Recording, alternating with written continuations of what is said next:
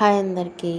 Morning హడావిడి లేకుండా just 10 మినిట్స్లో ఇలా రైస్ చేసి పెట్టండి. పిల్లలైతే పెద్దవాళ్ళు అయితేనేమి బాక్స్ ఫుల్ కాల్ చేస్తారు. ఇదే అడుగుతారనమాట వీక్లీ చేయమని చెప్పేసి. వీక్లో కనీసం 4 సార్లు అని చేయమంటారు. అంత బాగుంటుంది టేస్ట్ అయితే.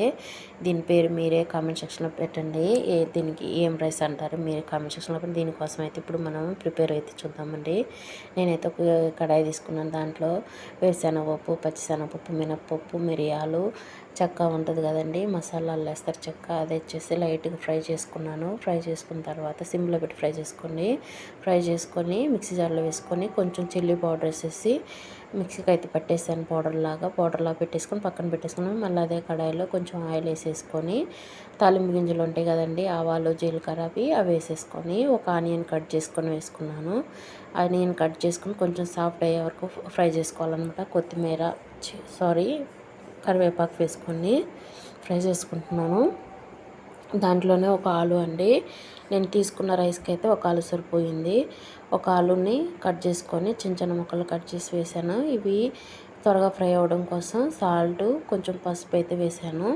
మీ సాల్ట్ సరిపడా వేసుకోండి. మళ్ళీ నేనైతే పౌడర్లో అయితే సాల్ట్ వేయలేదు, అందుకు కొంచెం ఎక్స్ట్రానే వేసాను.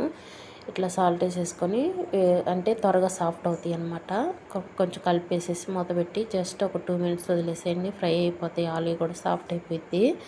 నెక్స్ట్ ఇంక దీంట్లో మనం మిక్సీ జార్లు పట్టుకున్నాం కదండి పౌడరు, వేరుశనగపప్పు, మినపప్పు అయ్యి ఆ పౌడర్ అయితే వేసేసాను అనమాట. టేస్ట్ అయితే భలే ఉంటుంది, స్మెల్ కూడా సూపర్ వస్తుందండి.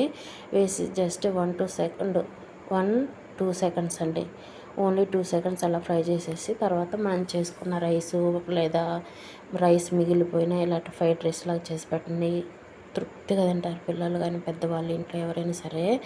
సూపర్ ఉంటుంది, టేస్ట్ అయితే చాలా బాగుంటుంది. నేనైతే సర్వ్ చేసుకున్నాను ప్లేట్లోకి. సర్వ్ చేసుకున్న తర్వాత కొంచెం కొత్తిమీర ఉంటుంది కదండి, కొత్తిమీర చల్లేసుకొని ఇంకా తినటమేనండి. ఇంకే కర్రీ అవసరం లేదో అంత బాగుంటుంది. ఆలుతో ఫ్రైడ్ రైస్ అయితే సూపర్ ఉంటుంది. దీనికి రైస్కి అయితే కామెంట్ సెక్షన్లో కామెంట్ చేయండి, ఏం పేరు పెడతారో మీరే పెట్టండి. ఈ వీడియో నచ్చితే లైక్ చేయండి, కామెంట్ చేయండి. మరిన్ని వీడియోస్ కోసం మన ఛానల్ అయితే సబ్స్క్రైబ్ చేసుకోండి. Bye bye.